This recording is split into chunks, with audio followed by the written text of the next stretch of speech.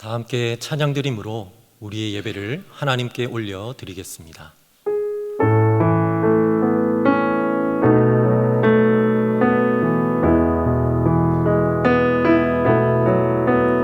왕이신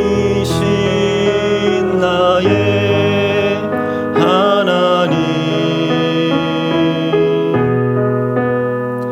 내가 주를 높이고 영원히 주의 이름을 송축하리이다.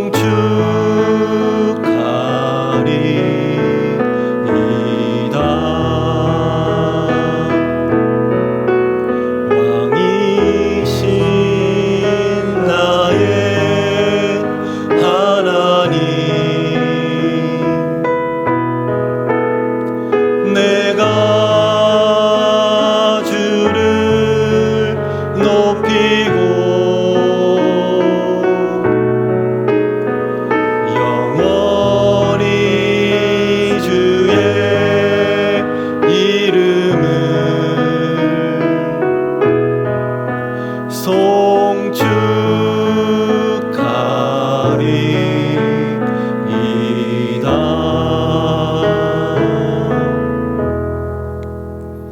이 시간 함께 은혜 받으실 하나님의 말씀은 요한복음 20장 28절 말씀입니다. 함께 봉독하시겠습니다. 도마가 대답하여 가로되 나의 주시며 나의 하나님이시니이다. 아멘. 이 시간 예수 그리스도의 노예라는 제목으로 함께 말씀을 나누고자 합니다. 여러분은 누구이십니까? 여러분의 정체성은 무엇입니까? 오늘 예배를 시작하면서 우리는 함께 왕이신 나의 하나님을 찬양했습니다. 왕이신 나의 하나님, 내가 주를 높이며 영원히 주의 이름을 송축하리이다. 이 찬양이 여러분의 신앙 고백이 되십니까? 아니면 단순한 노래에 불과합니까? 바라기는 이 찬양이 여러분의 진정한 신앙 고백으로 하나님께 올려지기를 소망합니다. 사실 이 찬양은 우리의 신앙을 고백하는 찬양이기도 하지만 우리의 정체성을 잘 나타내주는 찬양이기도 합니다. 오늘 말씀의 본문인 요한복음 20장 28절, 도마의 신앙 고백과도 연결되어 있습니다. 도마는 부활하신 예수님에 대한 소식을 들었습니다. 그러나 그 소식을 믿지 않았습니다. 그러다가 부활하신 예수님을 직접 만나게 되었죠. 그는 예수님을 만난 자리에서 이렇게 고백하였습니다. 나의 주시며 나의 하나님이시니이다. 도마의 고백과 왕이신 나의 하나님, 이 찬양에서 하나님을 어떤 분이라고 말씀하고 있습니까? 이 키워드를 발견하면 우리의 정체성이 어떤 존재인지 드러납니다. 주님이라고 고백하죠. 다른 말로 하면 나의 주인이시라는 겁니다. 도마는 오직 예수님만이 나의 주인이시고 나의 왕이 되신다고 예수님 앞에서 고백한 것입니다. 뒤집어 보면 도마 자신은 예수님에게 어떤 존재가 된다는 것인가요? 바로 노예가 된다는 것입니다. 찬양의 고백도 마찬가지입니다. 우리는 왕이신 나의 하나님이라는 찬양을 많이 불러왔습니다. 그러나 이 찬양의 진정한 의미를 깨닫게 된다면 찬양을 부를 때의 마음가짐이 달라질 것입니다. 나의 주인이신 하나님께 노예된 내가 진정으로 찬양하고 주인의 이름을 높여드립니다 라는 고백이 이 찬양의 진정한 의미입니다. 여러분, 우리는 예수님을 주인으로 모신 노예입니다. 혹시라도 이 말에 거부감이 드는 분이 있을지는 모르겠습니다. 아니, 노예라니 무슨 말인가? 나는 예전에 죄의 종이었지. 그래, 그건 인정해. 하지만 예수님을 믿은 이후 나는 자유자가 되었어. 하나님의 자녀가 되었어. 그런데 무슨 노예라는 거야? 이렇게 생각하는 분이 있으실지 모르겠습니다. 그러면 성경의 다른 인물들은 어떻게 고백했는지 한번 보도록 하겠습니다. 사도 바울은 로마서 1장 1절에서 고백합니다. 예수 그리스도의 종 바울은 빌립보서에서도 골로새서에서도 디도서에서도 자신을 종이라고 소개합니다. 사도 베드로는 베드로후서 1장 1절에서 고백합니다.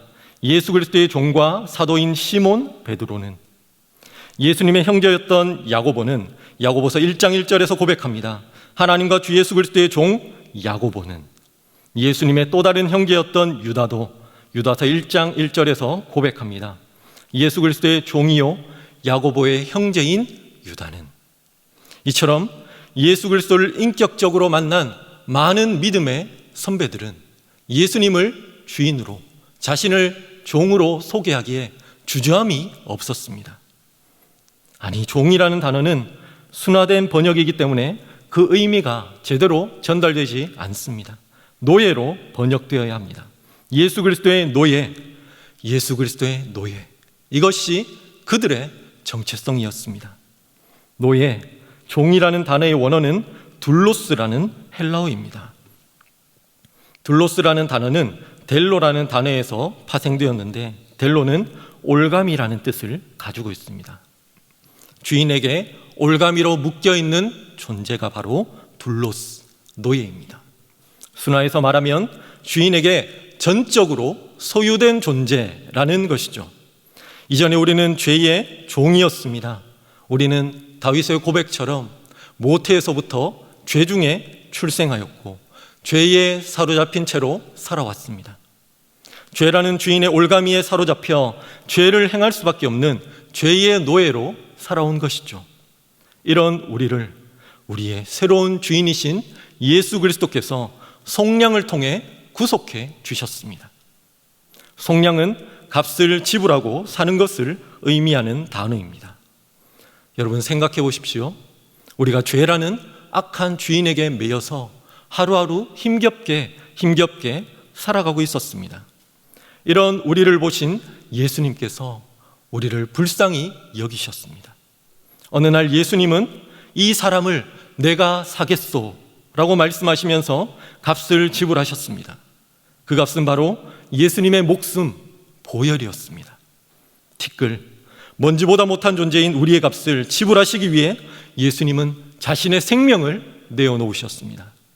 예수님의 생명값으로 우리의 주인은 죄에서 예수님으로 바뀌게 되었습니다. 우리의 신분, 정체성이 바뀌게 된 것이죠. 여러분, 노예의 가장 중요한 특징은 소유되었다는 것입니다.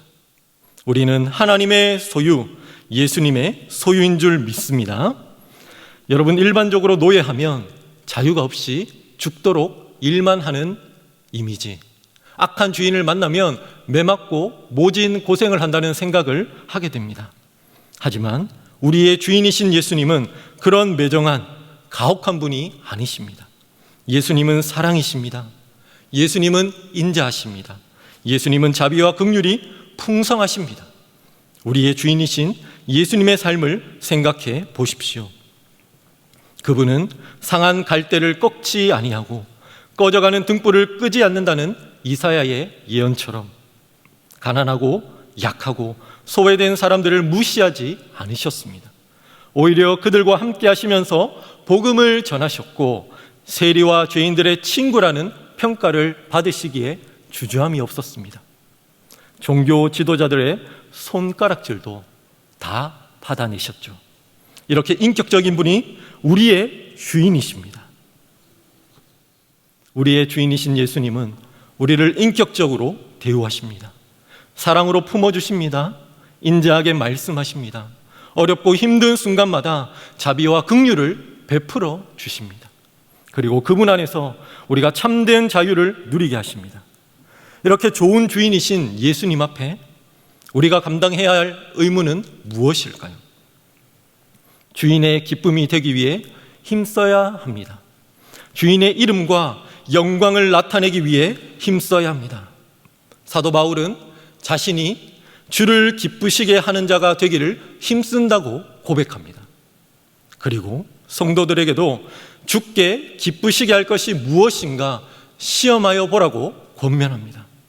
주님을 기쁘시게 하는 행동, 일은 무엇일까요? 주님께서 가장 기뻐하시는 일 첫 번째는 하나님께 예배를 드리는 것입니다. 시편 29편 2절 말씀 함께 읽겠습니다. 여호와의 이름에 합당한 영광을 돌리며 거룩한 옷을 입고 여호와께 경배할지어다.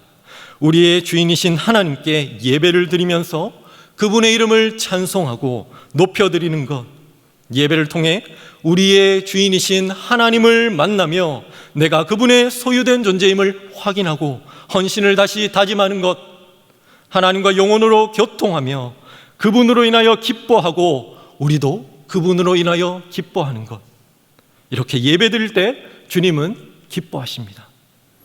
예수님의 소유된 여러분, 예배를 통해 하나님을 기쁘시게 하는 존재가 되시기를 축복합니다. 주님께서 가장 기뻐하시는 일 두 번째는 기도하는 것입니다. 마태복음 6장 9절 말씀 함께 읽겠습니다. 그러므로 너희는 이렇게 기도하라. 하늘에 계신 우리 아버지여, 이름이 거룩히 여김을 받으시오며.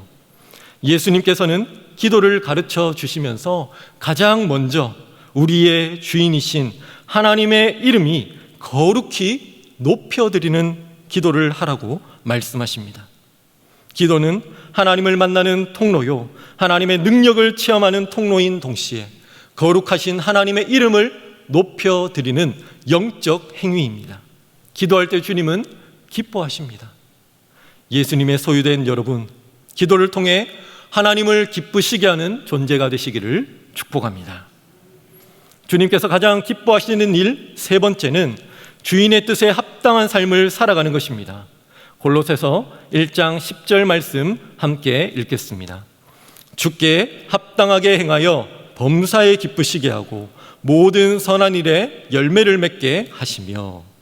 예배를 드리고 기도를 하면 우리는 주님이 가장 기뻐하시는 뜻이 무엇인지 알고 깨닫게 됩니다. 세상에 풍조하는 다른 하나님의 기준을 알게 되죠. 그리고 살아갈 힘을 받게 됩니다. 우리가 세상에서 하나님의 뜻으로 옳고 그름을 분별하며 하나님의 뜻대로 순종하며 헌신하며 살아가는 그 합당한 삶을 하나님은 기뻐하십니다. 우리의 삶을 통해 이 어두운 세상에 하나님의 이름이, 하나님의 영광이 드러나기 때문입니다. 예수님의 소유된 여러분, 그리스도의 노예다운 합당한 삶을 통해 하나님을 기쁘시게 하는 존재가 되시기를 축복합니다. 여러분, 위기와 고난은 믿음의 순수함을 드러내는 시금석이다라는 말이 있습니다. 코로나19라는 위기 상황에서 우리는 잔뜩 움츠러 있었습니다. 하지만 이제 우리의 주인이신 주님이 무엇을 기뻐하시는지, 노예된 우리는 무엇을 해야 하는지 바르게 깨닫고 하나님을 높여드리는 자리로 더욱더 나아가기를 원합니다. 예수님은 우리의 주인이십니다. 우리의 예배와 기도와 모든 삶을 통해 오직 예수님만이 영광 받으시는 놀라운 역사가 나타나기를 소망합니다. 우리 함께 기도문을 읽고 기도하시겠습니다. 죄의 노예였던 나를 예수님의 피값으로 속량하여 예수님의 노예가 되게 하신 은혜에 감사합니다. 내가 예배와 기도와 합당한 삶을 통해 나의 주인이신 예수님을 기쁘시게 하는 존재가 되게 하옵소서. 나를 통해 나의 주인이신 예수님의 이름이 드러나고 영광이 나타나는 역사가 있게 하옵소서. 이것이 나의 진정한 기쁨이 되게 하옵소서. 들은 말씀을 기억하며 함께 기도하겠습니다. 하나님 아버지, 죄의 노예였던 나를 예수님의 보혈로, 예수님의 생명으로 속량하여 주신 그 은혜에 감사드립니다. 내가 하나님을 기쁘시게 하는 자가 되기 위하여 예배와 기도의 자리에 서기를 원합니다. 그 자리에서 온 마음과 온 힘을 다하여 하나님께 영광 돌리기를 원합니다. 그리고 하나님이 주신 그 뜻으로 하나님이 기뻐하시는 합당한 삶을 통해 나의 주인이신 예수님을 기쁘시게 하는 하나님의 소유된 노예가 되기를 원합니다. 나의 주인이신 예수님, 당신의 이름만이 나의 삶을 통해 나타나 주시옵소서. 죄의 노예였던 나를 당신의 핏값으로 속량해 주신 주님 감사합니다. 나는 주님의 것, 주님의 소유된 노예임을 고백합니다. 살면서 내 최고의 소원이 주님을 기쁘시게 하는 것이 되게 하여 주옵소서. 예배와 기도를 통해 하나님의 이름을 높여드리고 주님의 뜻에 합당한 삶을 통해 주님을 기쁘시게 하는 하나님의 소유된 노예가 되기를 원합니다. 나를 통해 주님의 이름이 드러나고 영광 나타나는 역사가 있게 하여 주시옵소서. 예수님의 이름으로 기도드립니다. 아멘. 계속해서 담임 목사님과 교회 그리고 나라와 민족 선교사님을 위해 기도해 주시고 예배를 마무리해 주시기 바랍니다.